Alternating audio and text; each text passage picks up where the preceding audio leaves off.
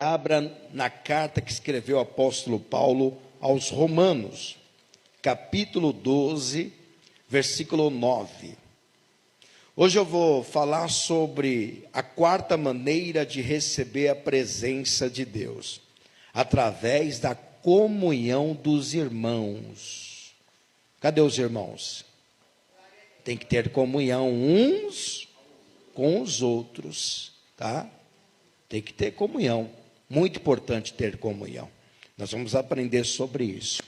Romanos capítulo 12, versículo 9. O amor seja não fingido. Aborrecei o mal e apegai-vos ao bem. Amai-vos cordialmente uns aos outros, com amor fraternal, preferindo-vos em honrar uns aos outros. Só aqui, amai-vos cordialmente uns aos outros, com amor fraternal, preferindo-vos em honrar uns aos outros. Quem ama o seu irmão? Quando você ama o seu irmão, você aborrece o mal. E quem é o mal? O diabo.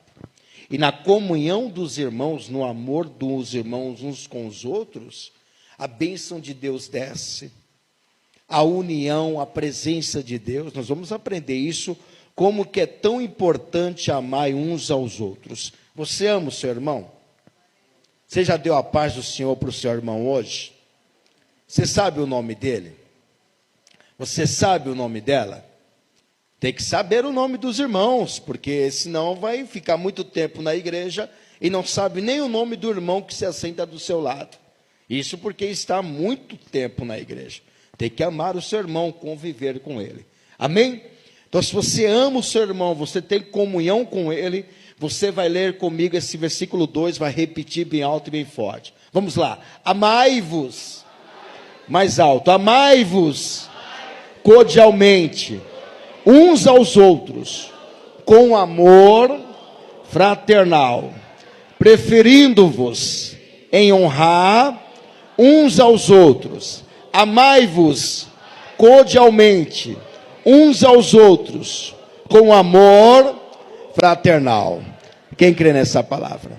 Então desocupe as suas mãos e dê para esta palavra a mais sincera, a mais poderosa, a mais verdadeira salva de palmas. E enquanto você aplaude, glorifica, engrandece, enaltece e bem dizer o nome santo do Senhor Jesus.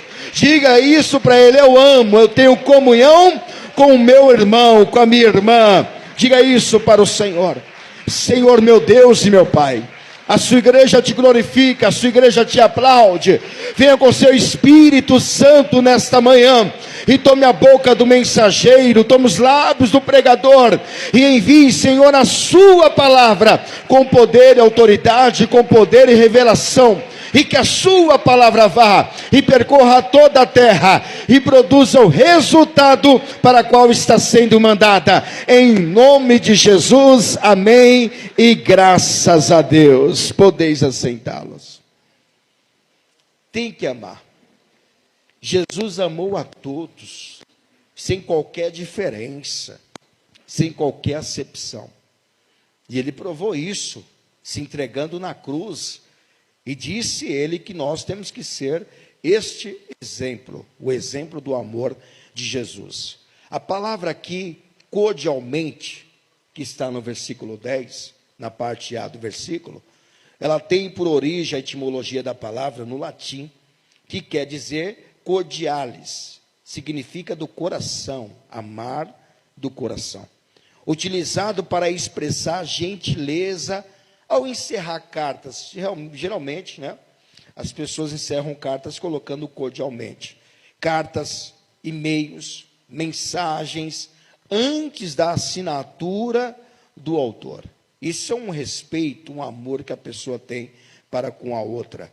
E cordialmente, já diz tudo, cordialmente, é cordial, mas mente. Ou seja, coração e mente. E são as duas fontes que o inimigo mais ataca. Você sabia disso? O coração e a mente são as duas coisas que ele mais ataca. Porque se o inimigo conseguir pegar a mente do ser humano, ele consegue também pegar o coração, ou vice-versa. Se ele pegar o coração do ser humano, ele consegue pegar a mente também.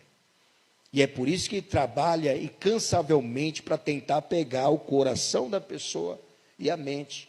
E ao invés de permitir que saia o amor do coração do ser humano, sai o quê? O ódio, a raiva, a ira, o rancor. Porque isso não provém de Deus. Isso é algo diabólico. A gente sabe disso. Quando o irmão tem raiva do outro irmão, isso é algo diabólico. O próprio apóstolo Paulo, ele diz assim: ireis, mas não pequeis. E não se deixa a ira se estender até o pôr do sol. Não é? Porque ele sabe que o ser humano pode até se irar, mas não pode permitir que isso se prolongue, se estenda. O ser humano tem que ser como uma criança. Você pode ver que criança não tem malícia alguma. Pode duas crianças brigarem, mas daqui minutos estão brincando, não é assim? De novo, estão brincando novamente. E já esqueceu o que fizeram, não é? Já esqueceu o que fizeram.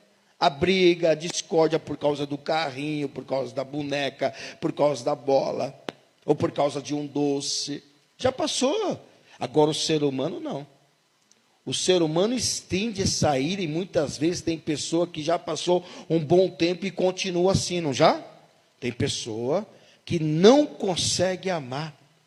É uma coisa que tem lá 10 anos atrás, 20 anos atrás, e ela continua remoendo essa ira, esse ódio, e não consegue amar o seu próximo.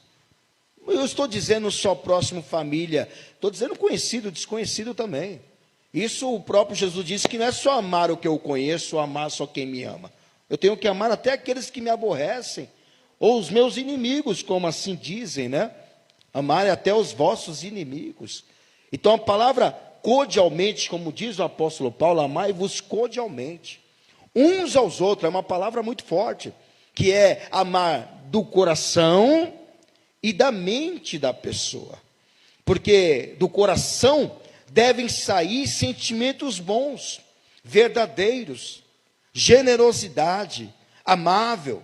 Observa que Jesus disse que o coração, como eu disse, é a fonte da vida, e é justamente no coração que o ser humano quer pegar, e ele conseguindo pegar o coração, ele consegue pegar a mente. Porque nós temos percepção, às vezes falamos que o que sai do pensamento, acho que é a mente que pensa. Não, é o coração. Você sabia disso? Que é o coração quem pensa. É o coração, não é a mente. Às vezes nós estamos olhando uma pessoa, a pessoa está parada assim, né? Aí você fala, o que está passando aí na sua mente? O que está passando em sua cabeça? Não é assim que a gente costuma dizer? O que passa em sua cabeça? Mas na verdade não é a cabeça, é o coração. É o coração quem pensa. E a mente só trabalha para que aquilo se torne realidade, ou que vire realidade. Porque olha o que Jesus disse do coração. Lá em Mateus capítulo 15, e versículo 18. Então é o coração quem pensa, e a mente realiza esses pensamentos.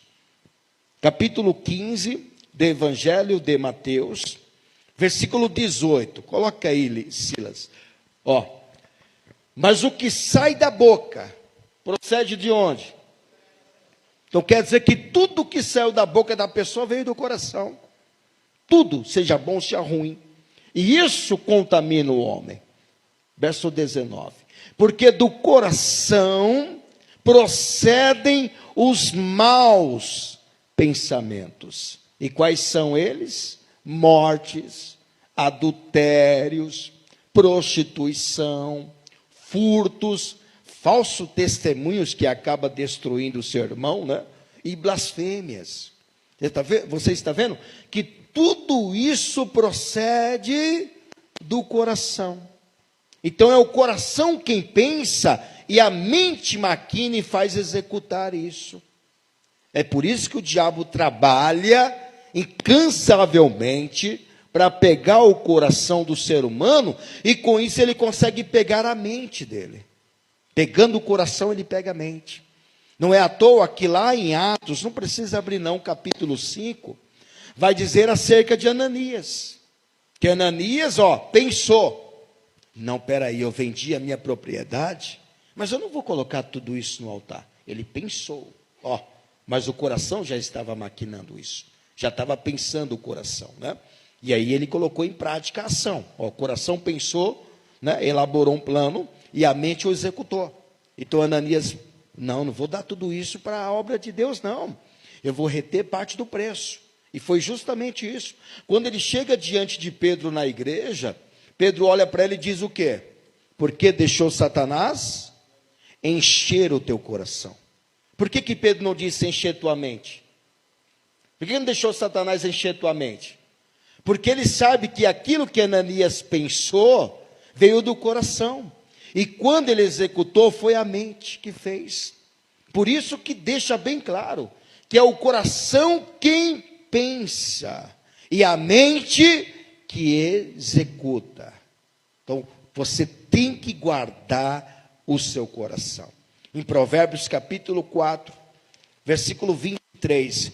E tem gente que diz, ai pastor, eu conheço o meu coração. Será que conhece mesmo? Eu julgo a dizer que não, viu? Ninguém conhece o coração de ninguém. Nem mesmo a própria pessoa. Nem o dono dele conhece o coração. Tem muita gente sendo enganada na área do amor. Ai, como eu confiava nele. Eu achei que ele era o príncipe do cavalo branco. Ai, como eu confiava muito nela. Eu achava que ela era a princesa enviada de Deus. Né? Ou seja, a pessoa diz, por ele eu ponho a mão no fogo. Por ela eu ponho a mão no fogo. E acaba se frustrando, né? Se decepcionando. Porque a pessoa acha que conhece o teu coração, mas não conhece. Não conhece. Capítulo 4, versículo 23. Olha o que Provérbios vai dizer.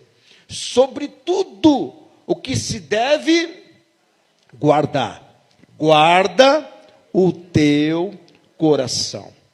Porque dele procedem as saídas da vida. Então, o coração é a fonte do ser humano. E é justamente aí que o diabo trabalha para poder pegá-lo. E quando ele pega, ele consegue pegar a mente da pessoa. Porque ele vai fazer com que o coração pensa e a mente executa. O coração pensa e a mente executa. O coração pensa e a mente executa. Por isso que ninguém conhece teu coração. Jeremias capítulo 17 deixa bem claro isso. Que ninguém, a não ser aquele próprio que fez o coração, que é Deus. Jeremias capítulo 7, lá no versículo 9, vai dizer assim, verso 9 e verso 10, Jeremias, enganoso é o coração, Jeremias 17, verso 9, enganoso é o coração, mais do que todas as coisas, enganoso, quem já se enganou alguma vez aí? E quem já está e continua sendo enganado. Ah, meu Deus, né? É o coração, ele engana. Enganoso é o coração mais do que todas as coisas. E perverso é porque é mau, né? Quem o conhecerá? Essa é a pergunta. Você não diz, eu conheço meu coração. Conhece nada. Verso 10.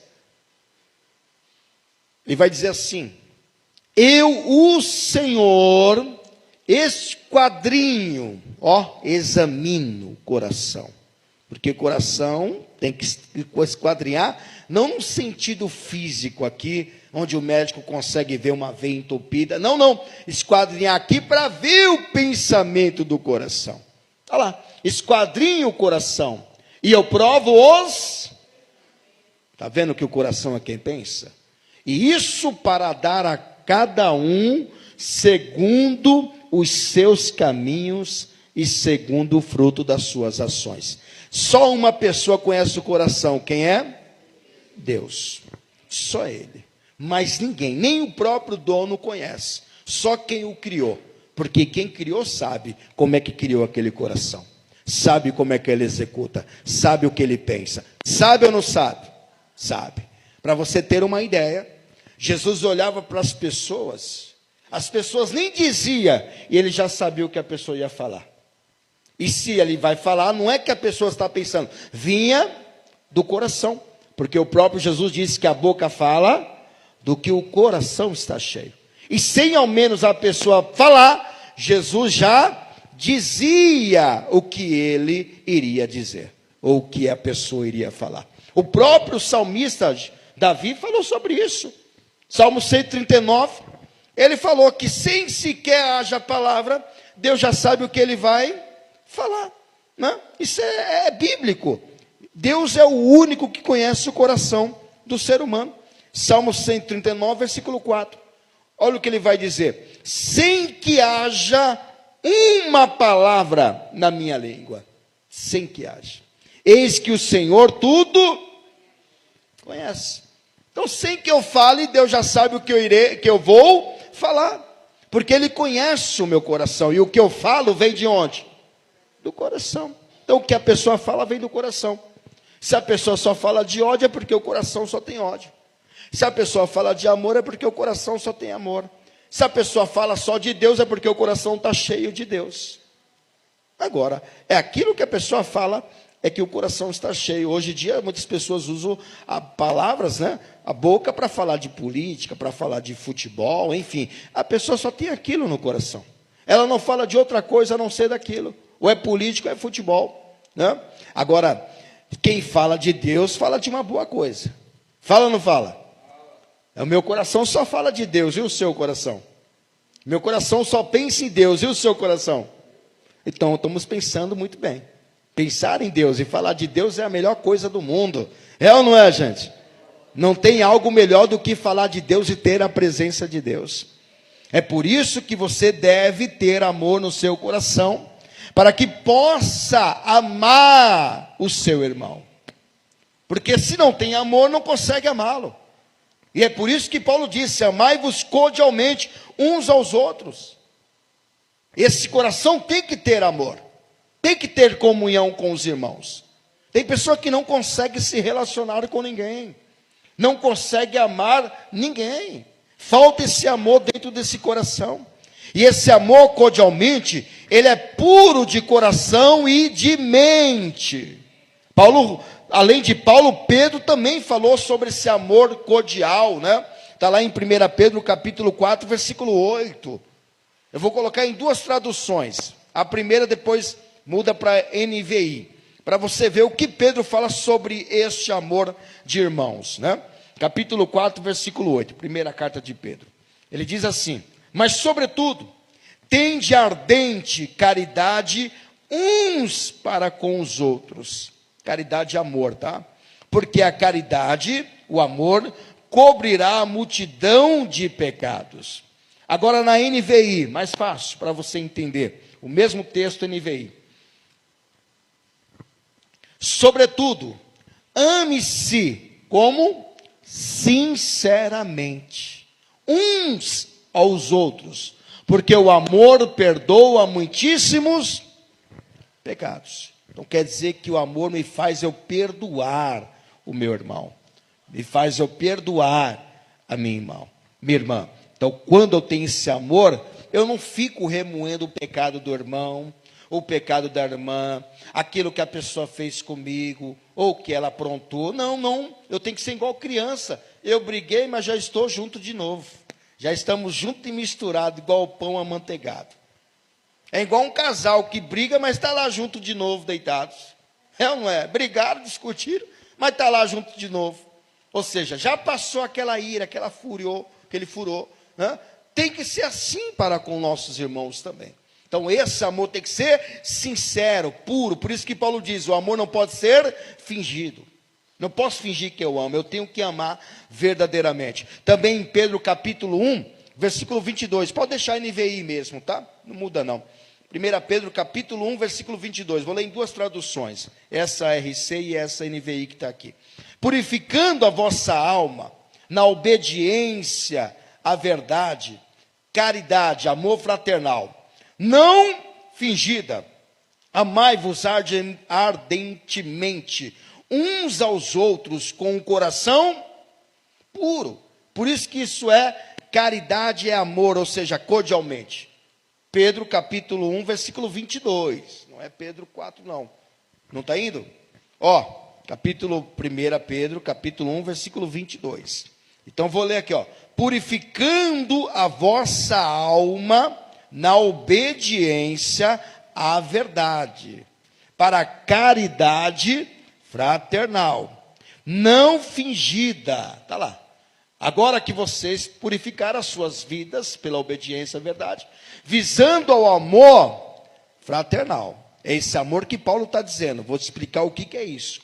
E sincero, amem sinceramente uns aos outros de todo o coração.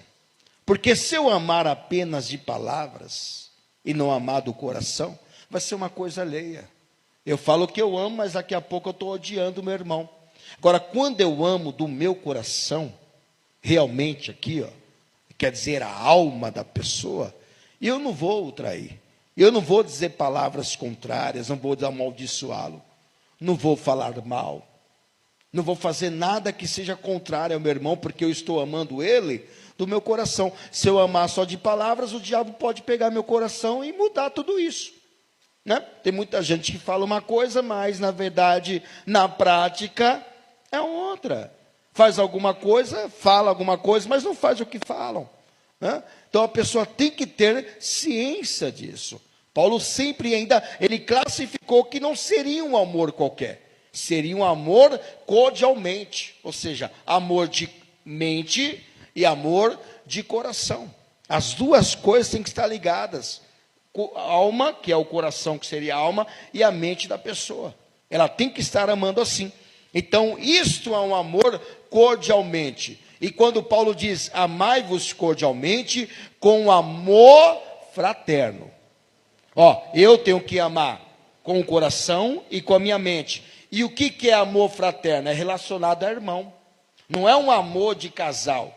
Não é amor de família. É um amor de amizade. Um amor de irmão. Pode ser irmão para irmã, pode ser irmã para irmão. Tem que haver esse amor. No grego, a palavra amor fraternal quer dizer Filadélfia. Filos quer dizer amizade, né? Amigo. E Délfia quer dizer irmã. Então, este amor é amor de irmão, irmã. É um amor de comunhão entre os irmãos. É um amor fraternal. No latim, a palavra fraternos quer dizer irmandade, se refere à união, né? Que revela ou mostra consideração, afeição, sentimento carinhoso a alguém que tem a amizade. Tem gente que não consegue se relacionar com ninguém, nem mesmo com os irmãos da igreja. A pessoa não consegue viver em comunhão. Falta esse amor, né? Eu amo a Jesus e ponto final, só Jesus, mais ninguém. Então está fora do contexto bíblico. Eu tenho que amar a Jesus, e se eu amo a Jesus, obviamente eu tenho que amar meu irmão, ou não? Não tem como eu amar só Jesus, não amar meu irmão. Porque o próprio João diz, quem diz que ama a Deus e não ama seu irmão, não pode amar a Deus, porque não vê Deus. Agora pode amar seu irmão que o vê. Então a gente precisa aprender mais sobre essa questão do amor fraterno, do amor de comunhão. Esse amor fraterno tem a finalidade de amar uns aos outros. Por isso que você vê a caridade lá fora, né? Os espíritas amam muito os seus seguidores. Amam até pessoa que não conhece. O maçom, por exemplo, tem muito esse amor fraterno no maçom. Por isso que você vê aqueles grupos entre eles ali, amando uns aos outros. Mas poucas vezes você vê esse amor dentro da igreja. O irmão tem raiva do outro irmão, fala mal do irmão, fala mal da irmã, né? Às vezes até a igreja tem mal de outra igreja. Você vai ver, gente, que o que mais falam aí é a igreja falando mal de outra igreja. Você não vê um macumbeiro falando mal do outro macumbeiro. Você não vê um centro de macumba falando mal do centro de macumba do outro lado. Você não vê um centro espírita falando mal do outro centro espírita, porque não são juntos, mas são espíritas diferentes. É ou não é? Agora, o que você vê de cristão falando mal de outro cristão, de um irmão de uma igreja falando mal de outra igreja, você vê que é impressionante. Você pode pegar lá um exemplo, você vê aqueles muçulmanos, né, que é pertencente à religião Maomé, o Alcorão, eles são unidos. Tem uns radicais lá que são esses aí que estão aprontando, né? Mas você pode ver que todos os muçulmanos são unidos. São unidos, proferem a mesma fé, que é a fé em Maomé, num livro sagrado, o Alcorão, né? O Deus dele é o Alá. Mas muitas vezes os cristãos não são. Falta esse amor, falta essa comunhão entre os irmãos. Essa falta desse amor acaba até deixando a presença de Deus de lado. Vou te mostrar 4 benefícios daqui a pouquinho, sobre os benefícios que nos traz esse amor, essa comunhão. Você sabia disso? Vou te mostrar como é importante. Então, observa, esse amor fraterno tem a finalidade de amar uns aos outros. E isso é um mandamento do Senhor, que está em Marcos capítulo 12, versículo 31. Esse amor tem que existir de irmão para irmão, de irmã para irmã. Tem que existir esse amor dentro da igreja. E esse é um mandamento que Jesus nos deu. O segundo é este: ame o seu próximo como a si mesmo. Não existe mandamento maior do que estes, que é amar a Deus acima de todas as coisas. E o segundo, que se resume em todo o mandamento, que é amar o seu próximo como a ti mesmo. Então, amar o meu próximo não é uma opção minha, é um dever, é uma obrigação, é uma lei, é uma ordem de Deus. Se eu não faço isso, como é que eu posso amar a Deus ultrapassando esse mandamento? Como é que eu posso amar a Deus aferindo esse mandamento? Se é o mandamento que Deus me deu, eu tenho que amá-lo. É ou não é? Isso é a única coisa que você não pode dever a ninguém, né? Isso é a única coisa que você não pode dever a ninguém. Você deve, para muitas pessoas, vamos lá, pastor, devo de pagar isso, devo de pagar aquilo, mas o amor não, você tem que estar sempre ali, ó. Tem que estar sempre dando esse amor. Como diz em Romanos capítulo 13, versículo 8, diz assim: a ninguém devais coisa alguma, a não ser o amor. Pastor, mas dizem que o cristão não cobra, né? Uma vez uma irmã passou por isso, porque ela foi cobrar, e a pessoa que devia ficou com raiva. Você não era irmão da igreja? Você está me cobrando? Olha só, tem pessoa que usa esse subterfúgio, né? Para tentar iludir você. Você vendeu um negócio, a pessoa tem que pagar, independente se você é irmão ou não, né? Mas a pessoa não quis pagar e falou para a pessoa assim: mas você não é irmão da igreja? Por que você está me cobrando? Se está cobrando é porque você não pagou, né? Correto? Aí a pessoa diz: não, mas você não pode fazer isso não, você é de Deus. Ué, só porque eu sou de Deus eu não posso cobrar aquilo que eu vendi? Pode ou não pode? A pessoa que comprou que deve pagar. É ou não é? Então Paulo está dizendo, ó, não devei coisa alguma a ninguém, a não ser o amor. Então esse você tem que estar pagando toda hora, devendo esse amor toda hora. Sempre você tem que estar amando, amando, amando, amando, amando. Não pode dever nada a ninguém a não ser o amor. Então isso é muito importante. Esse amor que eu estou falando é um amor de irmão, é um amor de irmã, é um amor de comunhão, né? E não é necessário a pessoa conhecer alguém para poder amar. Ah, eu não conheço a pessoa, eu não vou amar. Não, não é necessário, né? Conhecer ou ser parente para demonstrar esse amor que é o amor fraterno. Vou te dar um exemplo do bom samaritano. Você lembra desse? Bom samaritano? Lembra dessa história? Coloca aí Lucas capítulo 10, versículo 30. Porque a pessoa diz: eu amo só a minha família. Eu amo só o que eu conheço. Eu amo só aquele que me faz bem. Eu amo só aquele que me obedece. Eu amo só aquele que me respeita. Eu não amo estranho, eu não amo ninguém que me faz contrário todas essas coisas. Não pode. Eu tenho que amar até os meus inimigos e até aqueles que eu não conheço. Aqui a história do bom samaritano é muito legal. Não sei se você já leu essa história, que demonstra o amor para uma pessoa que não era conhecida. Estava passando um lá, samaritano, e viu uma pessoa caída que não era conhecida. E demonstrou esse amor, essa compaixão, né? Em resposta, disse Jesus: um homem descia de Jerusalém para Jericó, quando caiu nas mãos de assaltantes. Um homem, ninguém sabe quem ele é. Estes lhe tiraram as roupas, espancaram-no e se foram, deixando-o quase morto. Aconteceu estar descendo pela mesma estrada um sacerdote, um religioso, que dizia que amava a Deus, mas não amava o próximo. Quando viu o homem, o que ele fez? Está um homem caído, todo ensanguentado, jogado no chão. Ele está vindo da igreja, um religioso. Espera aí. Passou de longe, como se ninguém visse. Pode ser que ele não conhecia realmente. O sacerdote não conhecia a pessoa, mas ele passou de longe. E assim também um levita, um adorador que adora a Deus, que quão bom é que os irmãos vivem em união. Quando chegou ao lugar e o viu, passou também. O levita lá do outro lado. Passou lá do outro lado, bem longe. Mas um samaritano, estando de viagem, chegou onde se encontrava o homem. Chegou.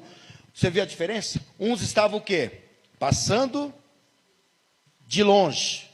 E esse aí, o que ele fez? Chegou. Olha a diferença.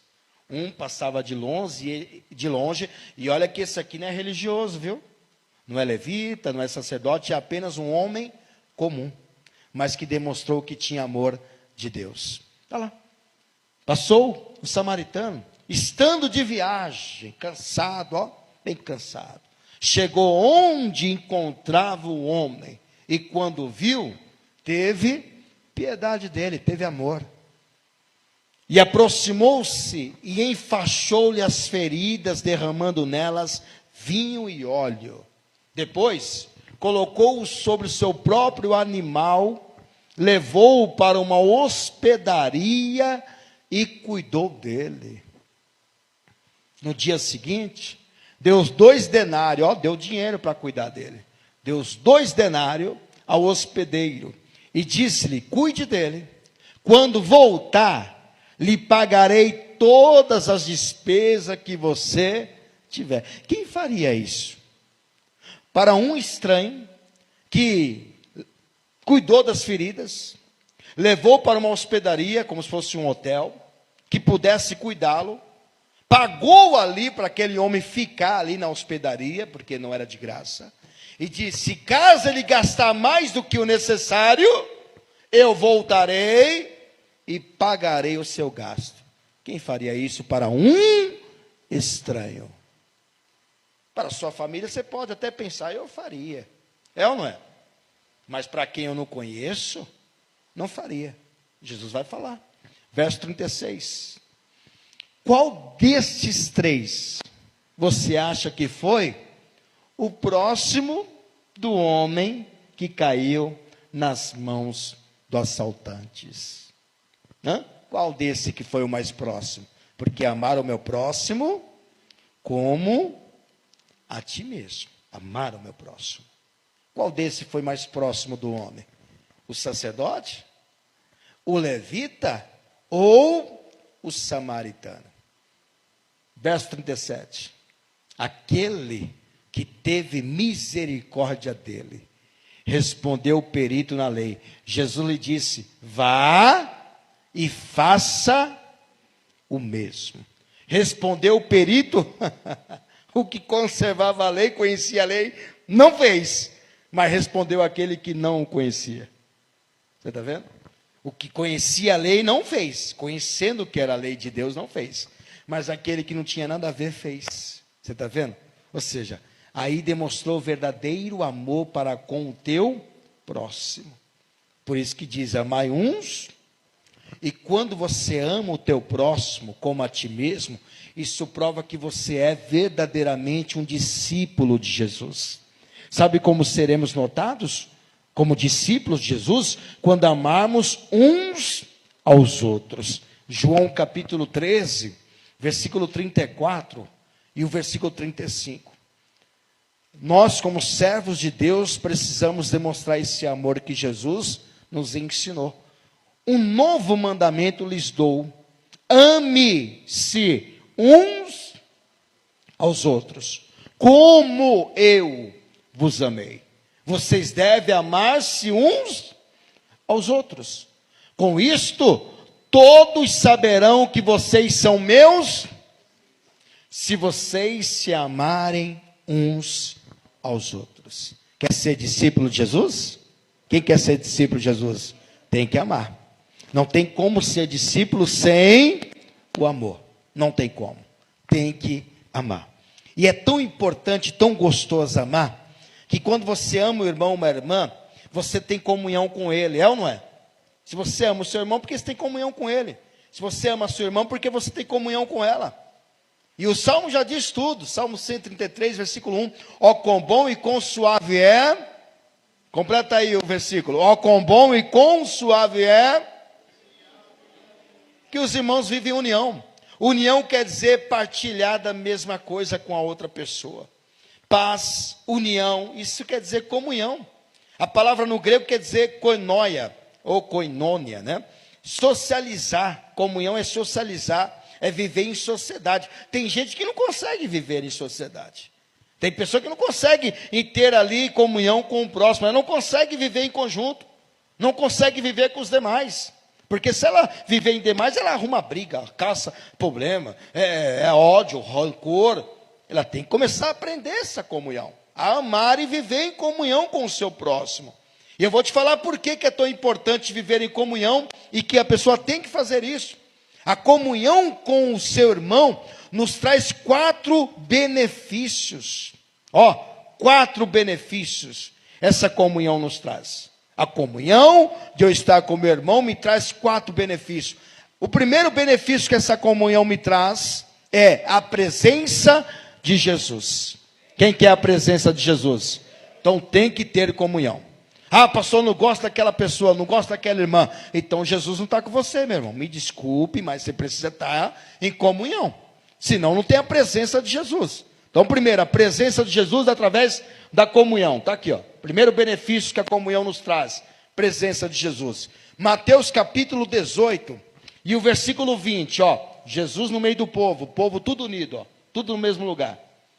Aí vai dizer assim: pois onde se reunirem 2 ou 3 em meu nome, ali estou eu no meio deles. Agora eu pergunto, você acha que a pessoa que não tem comunhão, ela vai se reunir com outras pessoas? Claro que não. Se ela se reúne é porque tem comunhão. Quando a pessoa não tem comunhão, ela não vai nem se assentar na mesa que está a pessoa que ela não gosta, porque não faz parte. Então, ela já perde aqui, ó, a presença de Jesus. Porque onde estiver 2 ou 3 reunidos em meu nome, ali estou eu no meio deles. Está na NVI? Muda para RC. Segundo benefício. Primeiro benefício é a presença de Jesus quando eu tenho comunhão com meu irmão. Segundo benefício, o derramamento do Espírito Santo. Então, olha o que a pessoa perde por falta da comunhão. Perde a presença de Jesus e perde o derramamento do Espírito Santo. Olha lá. Todos também estavam reunidos. E também no mesmo lugar. Está lá em Atos capítulo 2, versículo 1. Está aí, ó, derramamento. Pastor, não recebi o Espírito Santo ainda. Será que é porque você não tem comunhão? Né? Se não tem comunhão, não tem como ter o derramamento do Espírito Santo. Precisa se unir, ter comunhão com os irmãos. Capítulo 2 de Atos, versículo 1. Cumprindo-se o dia de Pentecostes, estavam todos reunidos. Isso é prova de comunhão. Reunidos no mesmo lugar. Quem não tem comunhão com o seu irmão, com a sua irmã, não se reúne. Não fica onde o irmão está, não fica onde a irmã está, porque não gosta do fulano, não gosta de fulana. E acaba perdendo o quê? O Espírito Santo. E acaba perdendo o quê? A presença de Jesus. Está vendo? Reunidos no mesmo lugar. E de repente veio do céu um som como de um vento veemente e impetuoso. E encheu toda a casa em que estavam assentados. E foram vistas por eles línguas repartidas como de fogo, os quais pousaram sobre cada um deles. E todos, sem exceção. Vem cá, gente. Fica para nós aqui. Você acha que se alguém não tivesse em comunhão, unido, você acha que derramaria o Espírito Santo? Hã? Onde que o Espírito Santo vai derramar onde há divisão? Está lá os irmãos lá, mas um não gosta do outro. Um não gosta da outra. Você acha que o Espírito Santo teria sido derramado? Claro que não. Não tem como. Porque isso contradiz a própria palavra de Deus. E o Espírito Santo não contradiz a palavra de Deus. Ele só cumpre aquilo que a palavra já está escrita. Então, se ele derramou aqui, é porque estavam todos reunidos, não só fisicamente, mas cordialmente, de coração e de mente. Estavam reunidos no mesmo lugar, não somente fisicamente, mas cordialmente, com amor fraterno, que é um amor de irmão para irmão, de irmã para irmã. Esse é um amor fraterno. Então está aqui, versículo 4: e todos foram cheios do Espírito Santo, e começaram a falar em outras línguas, conforme o Espírito Santo lhes concedia que falassem. Isso é prova de que quando eu tenho comunhão, o Espírito Santo desce, é derramado onde há comunhão, onde há união, a presença do Espírito e a presença de Jesus se faz notório no meio deles. Precisa ter comunhão. Por isso que nosso mundo está dividido, né? Olha no capítulo 4 também de Atos, e versículo 31. Capítulo 4, verso 31 vai dizer assim: e tendo eles orado, moveu-se o lugar em que estavam reunidos. De novo, está vendo como eles gostavam de se reunir, né? E todos foram cheios do Espírito Santo e anunciavam com ousadia a palavra de Deus. Que você seja cheio do Espírito Santo e comece a anunciar com ousadia este evangelho do reino de Deus. Podem aplaudir o Senhor. Isso é muito importante. Então vamos lá. Primeiro benefício que a comunhão traz, a presença de Jesus. Segundo benefício que a comunhão traz, o derramamento do Espírito Santo. Terceiro benefício que a comunhão traz, o encorajamento para superar os desafios. Está lá. Você vai ser encorajado a superar os desafios quando você está em união. Hebreus capítulo 10, versículo 25, eu vou ler na tradução da NVI agora. Pode mudar para a NVI. Você vai ver o que Paulo diz aqui, ó. Hebreus 10, 25. Não deixando a nossa congregação, como é costume de alguns, antes admoestando-nos uns aos outros, e tanto mais quanto vedes que vai se aproximando aquele dia, o dia da volta do Senhor. Agora veja na NVI. Está na NVI? Não deixemos de reunir, reunir, comunhão, nos como igreja, segundo o costume de alguns, mas encorajemo-nos uns. O que é encorajar, pastor? A palavra no latim é encoragere, que significa fortalecer, estimular, dar apoio, incentivar alguém a enfrentar os desafios e alcançar os objetivos. Então, quando eu estou na igreja com meu irmão está lá, pastor, preciso de uma oração. Irmão, se fortalece, hein? Fique firme, hein? Eu estou encorajando. Irmão, já deu certo. Tudo já deu certo. O irmão está lá naquele, desfalecendo, naquela tristeza, aquela fraqueza, e você está ali, irmão, fique firme, hein? Jesus está vendo. Você vai passar, você vai vencer essa prova. O que é isso? Você está encorajando. A mesma coisa quando pergunta, irmão, senti sua falta no culto de semana passada, hein? Senti sua falta. O pastor faz muito disso, não faz? Irmão, não te vi quarta-feira, viu? O que aconteceu? Pastor, não deu para vir, pastor, estava trabalhando. Pastor, estava muito triste. Então, peraí, irmão, deixa eu orar por você. Vamos mandar embora essa tristeza aí. O que eu estou fazendo? Encorajando. encorajando, incentivando. Ô, pastor, ora por mim para eu passar naquela prova. Não, já deu certo, já passou. Isso é encorajamento. Você sabia que eu conheci uma pessoa de uma outra igreja, uma outra denominação, não é Paz e Vida, e ela fazia para mim o transporte de levar o pessoal da igreja Paz e Vida até a sede para batizar.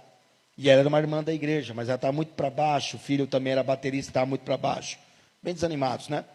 Aí nós vínhamos conversando, sempre conversávamos.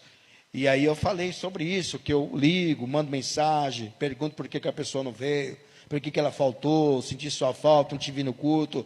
Aí ela disse, pastor, isso é muito bom, pastor, o que você faz. E eu disse, ainda tem pessoa que não gosta, viu? Quando eu ligo e quando eu pergunto, tem pessoa que não gosta não. Porque acha que eu estou cobrando a pessoa, mas não é isso, eu estou querendo encorajá-la a não desistir, não deixar de vir à igreja. Porque se eu deixar você, para mim, né, eu vou atrás de outras almas. Mas eu não quero. Eu quero estar sempre te encorajando, né? Porque a pessoa acha, o pastor está pegando no meu pé. Não é isso, eu estou te encorajando para que você não desista. Porque se o pastor não pegar no pé, você some e você cai de novo. Não é ou não é, gente? Cai, desfalece. É igual um pai que está ali, ó, ensinando o filho, né? Ele tem que estar em cima ali, senão ele perde o filho. E aí a irmã disse assim, pastor, nossa, isso que o senhor faz é muito bom. Porque eu estava numa igreja, eu não tenho mais ido de igreja nenhuma, fiquei muito triste, muito desanimada por causa disso. Ela contou para mim, e ela disse que ela não ia porque estava doente ou acontecia alguma coisa, e o pastor nem ligava para ela. O pastor nem procurava saber como é que ela estava. Via o filho dela ia tocar a bateria, o pastor nem perguntava para o filho, e aí, como é que está sua mãe? Eu não vi sua mãe semana passada, está bem, como é que está? Né? Porque as pessoas acham que nós temos uma bola de cristal, né? A pessoa fala que vai lá e desvenda tudo, como é que está. Não, eu preciso saber. E como é que eu procuro saber? Perguntando. Então, se eu estou perguntando, eu quero saber como é que você está. Né? Tem pessoa que não gosta, amém, então segue a vida. Fazer o quê? Né? Aí a pessoa diz para mim, pastor, como eu gostaria de ter um pastor como o senhor, que se preocupa, que pergunta quando a pessoa não vem, quando a pessoa falta, porque eu estava doente e mal o pastor sabia que eu estava doente. Nem perguntou nem para o meu filho por que eu não tinha ido para o culto. Você acredita nisso? Ela disse isso. E ela ficou cabisbaixo, ficou triste que os dois saíram da igreja. Os dois. E disse que nem olhava na cara, viu? Quando ela chegava na igreja. O pastor acho que criava raiva, né? Nem via mais. Quando ela ia na igreja, o pastor virava o rosto. Você está entendendo? E sabia que tem muita gente que trata assim? É. E eu não, eu estou ali, ó, encorajando a pessoa a não desistir de ela vir no culto, ela participar da reunião, para ela se fortalecer. Isso é encorajamento. Está lá. Não deixando de nos reunir. Então tem que encorajá-los, né? Uns aos outros, ainda mais que vai chegando esse grande dia da volta de Jesus. É aí que você vai ter que ficar firme, ó irmão, ora, jejue, pegue firme, hein? Não sai da igreja não, hein? Continue buscando. É aí que você tem que encorajar mais. É aí que você tem que buscar mais. Porque já está chegando o grande dia, está aqui, ó, e vem se aproximando o dia que é o dia da volta de Jesus. Você tem que encorajar seu irmão está para baixo, você tem que fortalecer ele. Tem que fazer com que ele não desista. Por isso que é muito importante você estar em comunhão, porque uns aos outros vai encorajando-os, vai fortalecendo. Tem pessoa que não vai mais na igreja, ninguém ligou mais. Ninguém procurou saber, ninguém quis saber como é que estava a pessoa. Só está lá morrendo, ninguém sabe, a pessoa morreu, enterrou. Ah, mas fulano da igreja morreu. Rapaz, nem sabia. Está vendo? Nem sabia que fulano morreu. Né? E a pessoa esperando lá uma visita, esperando uma ligação, esperando uma mensagem no WhatsApp. Claro, quando eu tenho a mensagem, o WhatsApp da pessoa, eu mando. Quando não tenho, não tem como saber. Então, por isso que é muito importante você me dar seu WhatsApp. Porque eu vou te encorajar a você permanecer, de buscar o Senhor. Não desfalecer, não desistir. Tá? Então, esse é o terceiro benefício que a comunhão com os irmãos traz. Um fortalecimento uns aos outros. E o quarto benefício, como que é importante. Esse quarto benefício ajuda para permanecer de pé. Você está vendo? O irmão vai lá, ajuda a levantar. Isso é muito importante. Sempre Jesus mandou os discípulos a andar em dois, para um ajudar o outro a permanecer de pé. Jesus nunca disse, vai sozinho, não, não. Ele sempre mandou os seus discípulos de 2 em 2. Está lá em Lucas capítulo 10, versículo 1. Por quê? Se um cair, o outro vai lá e levanta. Então, é muito necessário comunhão. Dois já faz-se comunhão, porque onde tiver 2 já tem Jesus no meio, não está assim? Onde tiver 2 ou 3 reunidos em meu nome, estou eu lá no meio deles. Então, em 2 já está reunido. Nós estamos mais de 2 aqui, Jesus está aqui presente. Amém? E nós não estamos aqui reunidos em comunhão só de físico, só do corpo. Estamos unidos, reunidos aqui em comunhão de mente e coração, cordialmente, com amor fraterno, de irmão para irmão. Está aqui, ó. E depois disso, designou o Senhor ainda outros 70, aos discípulos de Jesus do anonimato aqui, ó. 70. E mandou-os adiante da sua face de 2 em 2, a todas as cidades e lugares onde eles haviam de ir. Por que Jesus mandou de 2 em 2? Porque se um precisasse do outro, estaria ali. Então, por isso que é melhor ser 2 do que ser 1, hein? Ah, pastor, eu não gosto de me unir com ninguém, não. Não gosto de ter comunhão com ninguém, não. Tem pessoa que pega esse trauma desde o colégio, né? Quando a professora dizia, ó, monta uma dupla aí, hein? Monta um grupo aí para que vocês apresentem o trabalho. Não gosto de me relacionar com ninguém, não. A pessoa é sozinha a vida inteira porque acha que já carrega esse trauma desde a escola, né? Quem já participou de grupos na escola, na sala de aula? Não estou falando de turma de barulho, não, de bagunça, não, hein? É turma de apresentar matéria, sabe? Opa, fulano, e faz lá o material, o trabalho, né? E apresenta para a escola. Aqui a Cléo está mandando de 2 em 2, né, Cléo? Aqui está igual os discípulos de Jesus, de 2 em 2 apresentar o louvor. Se une com o irmão, com a irmã, e cante aí, é igual dupla sertaneja. É ou não é? Isso é o que Jesus fez. Mandava de 2 em 2, por que ele não mandava de 1? Será que Deus não estaria com esse único? Sim ou não? Hã? Sozinho, será que Deus não estaria com ele? E por que mandava de 2? Porque é melhor ser 2 do que 1. Olha o que diz Eclesiastes, capítulo, já estou encerrando, capítulo 4, versículo 9 e 12. Coloca aí, capítulo 4 de Eclesiastes, versículo 9 ao 12. Isso é bíblico, ó.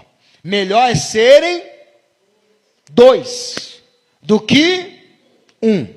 Porque tem melhor paga do seu trabalho. Imagine 2 trabalhando. Opa, o negócio vai fluir. Agora imagine 2 no setor e só 1 faz. Já aconteceu isso com você? Você trabalhar numa empresa que tem 5, mas só 1 faz? Meu irmão disse igual o brasileiro. Quando você vê 10 ali na rua, é 1 trabalhando e 10 olhando. 9, né? 9 olhando e 1 trabalhando. Né? Às vezes está num setor que trabalha mais 5, mas só você trabalha. Então não vai render o negócio. Agora quando 2 trabalha, rende o trabalho. Verso 10. Porque se um cair, ó, por isso que Jesus mandou de 2 em 2. Se um cair, o outro levanta o seu companheiro. Mas ai do que estiver, que não gosta de se relacionar, que não gosta de ter de comunhão com ninguém, que não gosta de unir com ninguém, que não gosta de amar ninguém, ai desse que está sozinho, hein? Ai desse que se cair, ninguém levanta. Pois caindo, não haverá outro que o levante. Por quê? Não tem encorajamento, não tem fortalecimento. Também se 2 dormirem juntos, né, eles se aquentarão. Se aquentarão, mas um só como se aquentará? Até nas noites frias, a pessoa que é em 2 é melhor, tá vendo? Verso 12. E se alguém quiser prevalecer contra um, os 2 lhe resistirão, e o cordão de 3 dobras não se quebra tão depressa. É melhor ser 2 do que 1. É melhor ter comunhão com os irmãos e ter a presença de Jesus, o derramamento do Espírito Santo, o encorajamento para vencer os desafios e fortalecer a ficar de pé.